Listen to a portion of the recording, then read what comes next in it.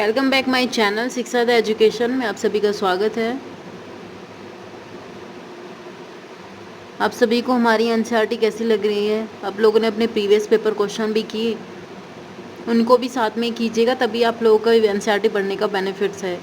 और अगर आप ऐसे ही एनसीईआरटी पढ़ते रहेंगे तो अगर उसके साथ में अगर आपने क्वेश्चन पेपर सॉल्व नहीं किए या जो भी आपके पास पेपर्स है किसी भी स्टेट के हों वो भी आप लोगों को करने चाहिए साथ में।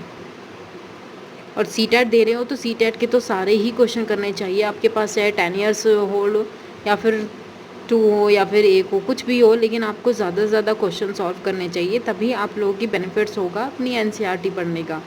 इससे आप लोगों को पता चलेगा कि इसमें से एक एक चैप्टर में से 2-3 क्वेश्चन पूछता है तो पूरा का पूरा चैप्टर ही उसमें आ जाता है, कवर हो जाता है।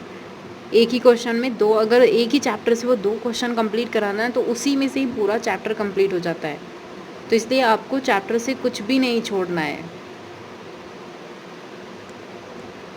क्योंकि इसमें से 30 क्वेश्चन पूछेगा तो फिर 3rd, 4 और 5, 3rd में से बहुत कम क्वेश्चन आते हैं लेकिन 5 में से बहुत ज़्यादा क्वेश्चन आते हैं, और 4 वाली एनसीईआरटी, इन दोनों में से ही बहुत ज़्यादा क्वेश्चन पूछे जाते हैं। और आपके जो टीचर बेस्ड क्वेश्चन आते हैं 15 क्वेश्चन आते हैं वो भी एनसीईआरटी से ही आते हैं। तो इसलिए आप लोगों को एनसीईआरटी बहुत ही ध्यान से पढ़नी है। अभी कोई डेट नहीं आई है, लेकिन ऐसा है कि शायद सितंबर या फिर अक्टूबर के स्टार्टिंग में ही आप लोगों की डेट आ जाएगी, और इस बार ये पेपर की फाइनल डेट होगी। ठीक है, और कोई नया स्टूडेंट है तो वो सब्सक्राइब भी कीजिएगा ताकि आप लोगों को नोटिफिकेशन टाइम पे मिलता रहे, क्योंकि अब हम अपनी एनसीईआरटी स्टार्ट कर रखी है हमने, और ये 5 क्लास की एनसीईआरटी है। उसके बाद हमने 6 की भी कंप्लीट करा रखी है, 7 की भी, बाकी जो बकी है वो भी हम करा देंगे। इसके साथ साथ में सीडी भी स्टार्ट करने वाले हैं नई सीटेट के लिए। इस बार सीटेट के लिए सिर्फ यही लास्ट 5 मिनट में यही बताएंगे कि बाद में आप लोगों को क्वेश्चन किस तरीके से छाटने हैं। कुछ पॉइंट्स होते हैं जिसमें से कुछ नेगेटिव पॉइंट्स होते हैं स्टूडेंट के लिए, कुछ पॉजिटिव होते हैं, तो जो नेगेटिव होते हैं हम उनको बता देंगे, जिससे आप लोगों को पेपर स्कोर करने में थोड़ी सी आसानी होगी। इससे कम से कम आप लोग के 5 to 6 क्वेश्चन आराम से सही हो जाते हैं। इसके लिए आप लोगों को क्या करना है, सिर्फ लाइक करना है, सब्सक्राइब करना है और सबको शेयर भी करना है, जो लोग टीचर्स के संबंधित एग्ज़ाम दे रहा है उन सबको। ठीक है, ये हम लोगों ने अपनी स्टार्ट करा रखी थी, चैप्टर 8 है, इस यहाँ तक हम लोगों ने इसे कल करा दिया था कि आसपास पानी जमा ना होने दें। मलेरिया, डेंगू, चिकनगुनिया ये सारे कहीं से होते हैं, मच्छर से ही होते हैं, तो इन सब चीज़ों को ढक कर रखना चाहिए गर्मियों में। यहाँ पे क्या बोल रहा है अब रजत क्या बोलता है कि देखो इस पोस्टर में लार्वे के बारे में क्या लिखा है, वे क्या कहते हैं। क्योंकि यहाँ पे क्या हुआ कि जब इन्होंने ये स्कूल के बाहर ये पूरा का पूरा चैप्टर ही मलेरिया से है, मच्छर बेस है ये, तो ये अब यहाँ पे क्या है, जब इनके स्कूल में इन्होंने पोस्टर देखा तो वहाँ पे ये देखते हैं कि क्या है उस पोस्टर में। तो ये क्या बोल रहे हैं कि देखो इस पोस्टर को लार्वे के बारे में क्या लिखा है। नैन्सी बोलती है मच्छरों के छोटे बच्चे ये दिखने में मच्छर जैसे बिल्कुल नहीं होते, लेकिन क्या होते हैं, छोटे छोटे से होते हैं जिसे पता भी नहीं चलता कि ये मच्छर ही है। आरती तुमने कहाँ देखे? नैन्सी हमारे घर के पीछे रखे पुराने गड्ढे में बहुत दिनों से पानी भरा पड़ा था, उसमें पतले पतले छोटे भूरे रंग के कीड़े थे। अब वो इस चीज़ को क्या करिए बता रही है। कीड़े तैरते देखकर मैं हैरान रह गई। मम्मी ने बताया कि मच्छर पानी में अंडे देते हैं, उन्हीं से निकले हैं, इन्हें लार्वा कहते हैं। इसलिए कभी कभी तालाबों में मछलियाँ छोड़ दी जाती है जब पानी ज़्यादा गंदा हो जाता है, ताकि वे क्या करती हैं, मच्छरों के लार्वे को खा जाती है। ठीक है, उसके बाद क्या है, रजत कहता है कि फिर तुमने क्या किया? नैन्सी मैंने क्या किया, पापा ने फ़ौरन ही घड़े का पानी फेंक दिया और घड़ा साफ करके सुखाकर उल्टा रख दिया। अब क्यों किया? ताकि मच्छर पनपे ना उसमें। जसकीरत क्या कहते हैं कि मुझे साजिया आंटी ने बताया था कि मक्खियों से भी बीमारियां होती हैं, पेट की बीमारी। रजत मक्खी तो काटती ही नहीं, तो वह कैसे बीमारी फैला सकती है? अब ये क्या बोल रहे हैं कि जब मक्खियाँ काटती नहीं है तो बीमारी कैसे फैला सकती है, लेकिन बहुत सारी बीमारियां होती है जो मक्खियों के काटने से नहीं होती, बल्कि जिस स्थान पे वो बैठती है वहाँ पे वो गंदगी फैला देती है। तो उस गंदगी के कारण आप लोगों का पेट खराब हो सकता है, बुखार हो सकता है, ये सारी चीज़ें हो सकती हैं। बताओ अब ये क्या बताएंगे यहाँ पे, इसको बहुत ध्यान से पढ़िएगा कि क्या तुमने ऐसा पोस्टर कहीं लगा हुआ देखा है? ये पोस्टर कौन लगाता होगा? अखबार में इस तरह के पोस्टर कौन देता होगा? इसमें किन किन बातों पर ध्यान दिलाने की कोशिश की गई है? क्या तुम्हें लगता है कि टंकी, कूलर, गड्ढों के चित्र क्यों दिखाए जाते हैं? इसलिए दिखाए जाते हैं ताकि आपके घर में जब कोई टंकी है, कोई कूलर लगा हुआ है, उसमें पानी है, काफ़ी दिनों से अगर पानी भरा रहेगा तो उसमें मच्छर का लार्वा होता है, वो मच्छर पनपने लगता है, जिसके कारण वहाँ पे मच्छर बन जाते हैं। और बहुत सारे मच्छर बन जाएंगे तो उसमें ये नहीं पता है कि हमें कि डेंगू का मच्छर है या क्या है मच्छर। आप लोगों को मलेरिया भी हो सकता है, डेंगू भी हो सकते हैं, चिकनगुनिया भी हो सकते हैं। तो आप लोगों को सिर्फ अपने घर की सफाई करनी है, और सफाई के साथ अगर आप लोग बच सकते हैं तो और भी अच्छा है, इसलिए अपने घर की सफाई कीजिएगा। और बरसात के मौसम में बहुत ज़्यादा मच्छर पनपते हैं, तो बरसात के मौसम में तो आप लोग अपने कूलर में पानी भी मत भरिएगा। ठीक है, अब ये देखिए, सोचो पानी में मछलियाँ डालने के लिए क्यों कहा गया होगा? ये मछलियाँ क्या क्या खाती होंगी? पानी में तेल का छिड़काव करने को क्यों कहा गया? ये सारी चीज़ें क्या होती है, बच्चों को जब बताई जाती है, बच्चों को जब ये सारी चीज़ें बताई जाती है तो वो सोचते हैं और फिर घर जाकर पूछते हैं कि आज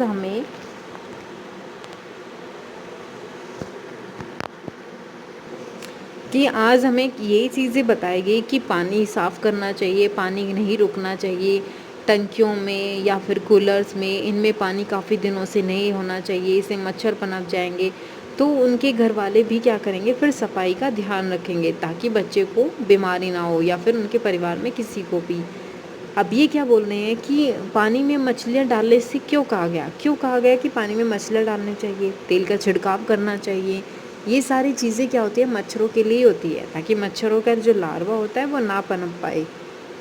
मक्खी से कौन कौन सी बीमारियां होती हैं और कैसी होती है, ये देखिए। अभी यहाँ पे एक चित्र है, यहाँ पे ये वाला, इसमें देखिए क्या दिखाया गया है कि हैंड लेंस से देखने पर लार्वा ऐसा दिखाई देता है।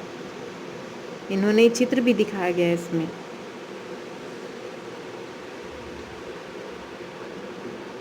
अब देखिए खोज खबर में क्या है, कक्षा के सभी बच्चे 2 या 3 समूह में बंट जाएं। समूह को आपस में यह तय करना होगा कि स्कूल के आसपास के इलाके में ऐसी कौन सी जगह का निरीक्षण कौन करेगा, इलाकों में जहाँ पे ये मच्छर है या फिर कोई ऐसी चीज़ है। तो इन्होंने क्या किया, स्कूल में या स्कूल के आसपास इन जगहों को देखो। अब इन्हें क्या करना है कि क्या इन जगहों पर कहीं पानी इकट्ठा है या नालियाँ बंद है, अगर हाँ तो फिर वहाँ पे क्या करना है, निशान बनाना है, जिससे ये पता चल जाएगा कि नालियाँ बंद है तो मच्छर पनप रहे होंगे, मच्छर पनपेंगे तो बहुत सारी बीमारियाँ फैल जाएंगी वहाँ पे। तो इन्हें कुछ एरिया दिए गए। अब यहाँ पे क्या बोल रहे हैं, गमले में काफ़ी दिनों से पानी इकट्ठा है तो क्या सूखा नहीं है, इसमें ही मच्छर पनप सकते हैं। कूलर में पानी है, कितने दिन का पानी है, सफाई हो रही है कूलर की या फिर नहीं हो रही है। कभी कभी बहुत सारी टंकियाँ भी होती हैं जो खुली होती हैं। स्कूल का मैदान, गड्ढे खुले हुए होते हैं, पानी उसमें सड़ता रहता है, जिसकी वजह से क्या हो जाते हैं, उसमें मच्छर पनपने लगते हैं। नालियाँ में क्या होता है कि काफ़ी दिनों से नालियाँ बंद हैं, उसमें पानी भरा हुआ है, तो वहाँ पे भी क्या हो जाएगी, मच्छर पनपने लगेंगे।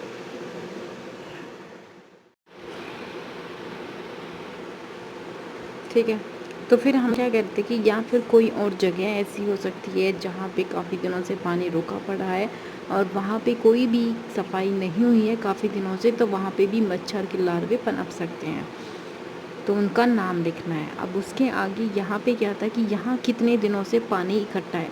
अब आप लोगों को ये लिखना है कि गमले में, कूलर में, टंकी में, स्कूल का मैदान में, गड्ढों में, नालियों में या फिर और कोई जगह। तो यहाँ पे पानी का पता करना है कि कितने दिनों से पानी इकट्ठा है। दूसरा क्या है, इन जगहों पर पानी इकट्ठा होने से क्या क्या परेशानियाँ हो रही हैं। क्या यहाँ पे कोई मलेरिया के साक्ष्य मिले हैं, या किसी को मलेरिया हो रहा है, या फिर किसी को और बीमारी हो रही है, पेट की बीमारी हो रही है, तो उन चीज़ों के बारे में भी आप लोगों को पता करना है कि आसपास ऐसी कोई बीमारियाँ तो नहीं हो रही। उसके बाद क्या है कि इन जगहों पर क्या करना है, हमें इन जगहों पर सफाई की ज़िम्मेदारी किसकी है, ये भी हमें देखना होगा कि इन जगहों पर सफाई कौन करता है, या फिर नगर पालिका के द्वारा सफाई की जाती है, या फिर लोग भी अपने घरों की बाहर की सफाई करते हैं। तो इन चीज़ों के बारे में भी आप लोगों को पता होना चाहिए कि इनकी सफाई की ज़िम्मेदारी कौन लेता है, या फिर वहाँ पे कभी सफाई होती ही नहीं। पानी में क्या-क्या नज़र आ रहा है। कभी-कभी पानी ऐसा होता है कि गमलों के आसपास, टंकियों में, स्कूल के मैदानों में, नालियों में, गड्ढों में पानी इतने दिनों से रुका हुआ होता है कि उसके ऊपर हरी रंग की काई भी जम जाती है। और जब उसके ऊपर काई जम जाएगी तो पानी कितना गंदा होगा, उसके अंदर कुछ भी हो सकता है। उसके अंदर छोटे-छोटे बैक्टीरिया पनप सकते हैं, मच्छर पनप सकते हैं। तो यहाँ पे कहना है कि आप लोगों को पानी में क्या-क्या नज़र आ रहा था। उसके बाद इन गड्ढों और नालियों की मरम्मत करवाने की ज़िम्मेदारी किसकी है, या फिर ऐसे ही पड़े हैं ये काफ़ी सालों से, तो इसका भी पता होना चाहिए कि इस सब की ज़िम्मेदारी किसकी है। उसके बाद क्या इनमें से किसी जगह पर इकट्ठा हुए पानी के लार्वे भी दिखे? क्या आप लोगों को दिखा कि यहाँ पे मच्छर पनप रहे हैं छोटे-छोटे?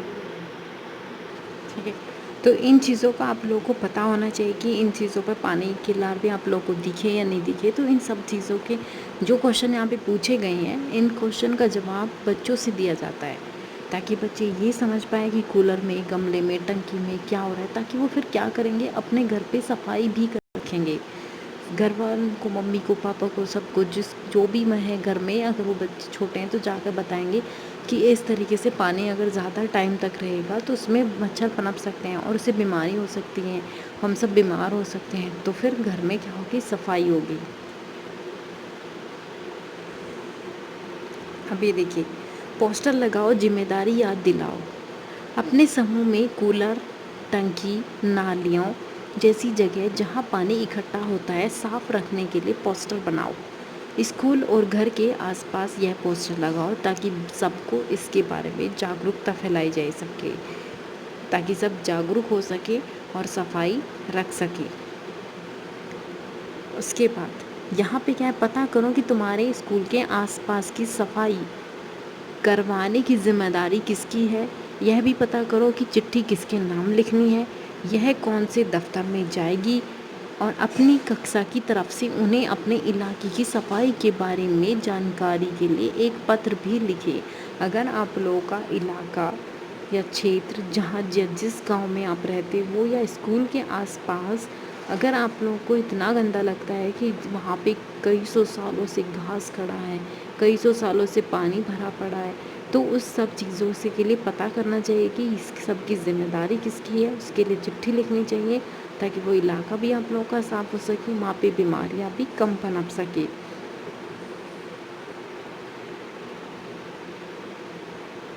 अभी देखिए, यहाँ पे कुछ सर्वे हुआ होगा, कुछ और बच्चों ने भी सर्वे किया, अपनी रिपोर्ट में कुछ अंश दिए। अब यहाँ पे क्या दिया कि समूह ए ने क्या बताया, इन्होंने बताया कि हमारे स्कूल में नल के पास कुछ हरा हरा सा है, जिसे काई कहते हैं। यहाँ पर क्या होती है, फिसलन भी ज़्यादा होती है और बारिश में तो यह बहुत बढ़ जाती है। हमें तो लगता है कि ये पानी में उगने वाले छोटे छोटे पौधे हैं। अब समूह ए ने ये बताया। अब समूह जो था उसने क्या बताया कि स्कूल के आसपास का तालाब छोटे छोटे पौधों से भरा पड़ा है, देखने पर पानी तो नज़र नहीं आता। एक आंटी ने बताया कि ये पौधे तो अपने आप ही उग गए हैं। अब उसके बाद वो क्या करेगा, उग गई हैं। फिर उसने क्या किया कि एक आंटी ने बताया कि पौधे तो अपने आप ही उग गए हैं, तालाब के आसपास गड्ढों में पानी जमा है, इससे हमने लार्वे भी देखे। आसपास लगे पौधे को छूने पर सारे मच्छर जो छुपे बैठे थे उड़ गए। जसकिरत को लगता है कि ये गंदा तालाब पास में है, इसलिए उसके घर में इतने मच्छर हैं। अब जसकिरत सोचने लगी कि को लगता था अब उसको लगने लगा कि जो तालाब उसके पास है वो गंदा है, इसलिए उनके आसपास का जो क्षेत्र है वहाँ पे इसलिए मच्छर ज़्यादा आते हैं। क्योंकि वे क्या होते हैं कि वहाँ पे उनके लार्वा पनपने लगते हैं इसकी वजह से।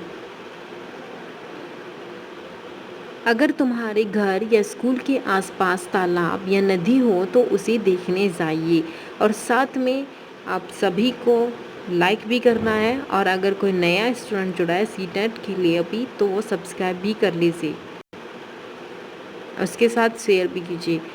क्या पानी में या उसके आसपास की हरी हरी काई दिखाई दे रही है? क्या काई और किन किन जगहों पर दिखी है? यह किनारे पर या पानी में कुछ पौधे दिख रहे हैं, उनके नाम पता कीजिए, या चित्र भी बनाइए अपनी कॉफ़ी में कि किस तरीके के वो पौधे थे, इन्हें लगाया गया या फिर अपने आप ही पानी में उग गई। उसके बाद क्या है कि पानी में क्या क्या दिख रहा है सूची बनाइए। छोटे पौधे दिख रहे हैं, मच्छर, जब हमने पौधे को हाथ लगाया मच्छर उड़ गए, लार्वा दिख रहे हैं, मक्खियाँ पनप रही हैं, काई बन गई है वहाँ पे। अभी देखिए यहाँ से क्वेश्चन पूछा गया था, मच्छर के पेट की कहानी वैज्ञानिक की जुबानी। एक मज़ेदार किस्सा आज से लगभग 100 साल पहले का है। एक वैज्ञानिक ने पता कि लगाया कि मलेरिया मच्छर से फैलता है। चलो उनसे ही सुनते हैं। मेरे पिता भारतीय थल सेना में जनरल थे। आप लोगों को शॉर्ट फॉर्म में ये बता दिया जाता है कि मच्छर के बारे में जो भी यहाँ पे पता किया गया था, वो सबसे पहले कौन थे? ये रोनाल्ड रोज थे। इन्हीं की ये स्टोरी है, और इन्होंने इनसे स्टोरी बेस पे ही सीटेट में क्वेश्चन पूछा हुआ था। तो ये जो इसमें छोटी छोटी स्टोरी दी जाती है, इन्हीं स्टोरी पे बेस्ड क्वेश्चन होते हैं। अब यहाँ से कैसे पूछा जाता है? पहले आप लोगों को स्टोरी भी पढ़नी है। मैंने डॉक्टरी की पढ़ाई की, लेकिन मेरी दिलचस्पी कहानियाँ पढ़ने, लिखने, संगीत और ड्रामे में थी। खाली समय में मैं ये सब किया करता था। इनकी बहुत कम उम्र में ही डेथ हो गई थी। उसी समय मलेरिया से बहुत जाने जाती थी। यह बीमारी बहुत ज़्यादा बारिश दलदल वाले इलाकों में पाई जाती थी। कुछ लोगों का सोचना था कि गंदगी में कुछ जहरीली गैस होती होगी जिससे यह बीमारी फैलती है। एक डॉक्टर ने मलेरिया के मरीज़ के खून में माइक्रोस्कोप के बहुत छोटे छोटे जीवाणु देखे थे, लेकिन यह समझ नहीं आ रहा था कि ये जीवाणु खून में कैसे पहुँचे। मेरे विज्ञान के गुरु ने अंदाज़ा लगाया और कहा, मुझे लगता है कि शायद मलेरिया मच्छर से फैलता है, और इसकी जांच करने के लिए मैं दिन रात मच्छरों के पीछे ही पड़ गया। हम एक एक मच्छर को पीछे बोतल लेकर दौड़ते, फिर मच्छरों के मरीजों से मच्छरदानी में बैठाकर उन मच्छरों को दावत देते। एक मच्छर को अपना खून चुसाने के लिए मरीज को आना मिलता। यानी कि उन्होंने क्या किया, मच्छरों को पकड़े और फिर उनको मरीजों पे कटवाया। मुझे सिकंदराबाद के अस्पताल में वे दिन हमेशा याद रहेंगे। मच्छर को काट कर खोलना और फिर उसके पेट के अंदर ताक झाँक करना। अब आप सोच रहे होंगे कि मच्छर तो बहुत छोटा सा होता है, उसके अंदर उसको पहले काटा भी होगा उसने, और फिर उसके अंदर ताक झाँक भी किया होगा कि क्या ये मलेरिया की साक्ष है या इसी से फैलता है या फिर नहीं। एक बार मैं भी मलेरिया का शिकार हो गया। माइक्रोस्कोप पर झुककर बारीकियां देखते देखते शाम तक आंखें जैसे धुंधला सी जाती थी, गर्दन अलग अकड़ जाती। इतनी गर्मी थी कि फिर भी पंखा नहीं जल सकते थे क्योंकि हवा से मच्छर उड़ जाते, और माइक्रोस्कोप में यह सब करने के बावजूद कुछ हाथ नहीं लगता। एक दिन किस्मत मेहरबान हो गई, हमने कुछ मच्छर पकड़े। अब हमने क्या किया कि हमने कुछ मच्छर पकड़े जो देखने में थोड़े अलग थे। इनका रंग भूरा था, पंख छिंटेदार थे। उनमें से एक मछली के पेट में देखते देखते कुछ काला काला सा दिखा। गौर करने पर पता चला कि छोटे छोटे जीवाणु बिल्कुल वैसे ही हैं जैसे हमने मलेरिया के मरीजों के खून में देखे थे। उसी से हमें यह सबूत मिला कि मच्छर में ही मलेरिया होता है। और रोनाल्ड रोज को दिसंबर 1902 में इसको चिकित्सा के क्षेत्र में क्या मिला था? नोबेल प्राइज़ मिला था यहाँ पे। और नोबेल पुरस्कार मिला 1905 में। फिर इसकी मरते हुए वह कह रहे थे कि कुछ ढूंढ लूँगा, नया ढूंढ लूँगा, ये इन्होंने कहा था। अब इनका याद रखना कि ये वैज्ञानिक कौन थे और मच्छरों पर किसने यह पुरस्कार मिला था और उनको ये अवार्ड कब मिला था। इसी पूरी स्टोरी से बेस्ड 2 या 3 क्वेश्चन पूछे जाते हैं, तो आप लोगों को ये पता होना चाहिए। अपनी स्टोरी पढ़ेंगे तो पूरा आप लोगों के समझ में आ जाएगा कि कौन था वो, किसने उसके मच्छरों को निकाला था, उसके काटा था, फिर उसके अंदर ताक झाँक किया करता था। तो इसलिए सारी स्टोरी पढ़नी आप लोगों के लिए ज़रूरी है।